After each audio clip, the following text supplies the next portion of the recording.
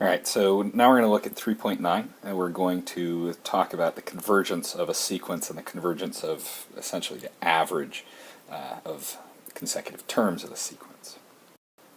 And the proposition we're going to look at is if we have some sequence of a sub n that converges to a, then the sequence that is generated by taking the average of consecutive terms of the sequence also converges to a. If you kind of graph this out, this kind of makes sense. Graph it out for yourself.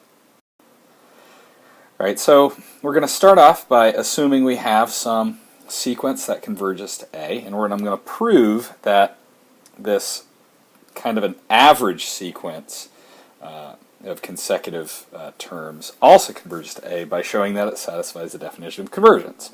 For every epsilon greater than 0, there exists an n in the natural numbers, such for all of the n's past this d sub n minus a, and I've made it explicit by saying that it's the average of consecutive terms of the previous sequence minus a is less than that arbitrary epsilon. Alright, so we need to show it for every epsilon, so we're going to let epsilon greater than 0 be arbitrary. Since our sequence a sub n converges to some number a, there exists an n1 in the natural numbers such that for all of the integers past n1 we have convergence. And again, I've chosen the regular epsilon here. It turns out that this will work just fine. Since we have one of our n1s, there's an infinite number of them in this case, so we pick one of them, and I am going to set my n for the convergence equal to this n1 that we have for convergence of our original sequence. So let's look at n greater than our capital N, which I've set equal to n1 arbitrary.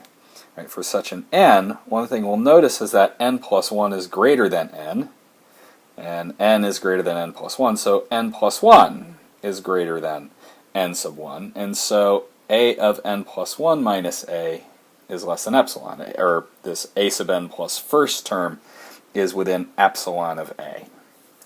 Right. So now let's look at the difference between the term d sub n for this n larger than our capital N and a. Well, in terms of our original sequence, it's the average of the nth term of a and the n plus first term of a. Right? Now, I can break that up into two fractions. Right? a n plus 1 over 2 and a n over 2. I can also break up my a into two pieces, a half of the a and the other half of the a, and then I'm going to group them together. Okay? Since these things are all equal, right, then the breaking them up is also equal. Now, using the triangle inequality and pulling out the halves, I get half of an plus 1 minus a and half of an minus a.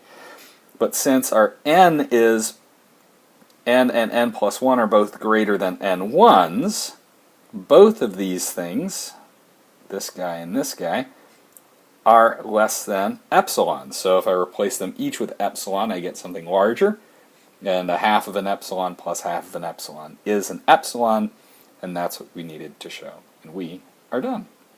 Da, da, da, da, da, da.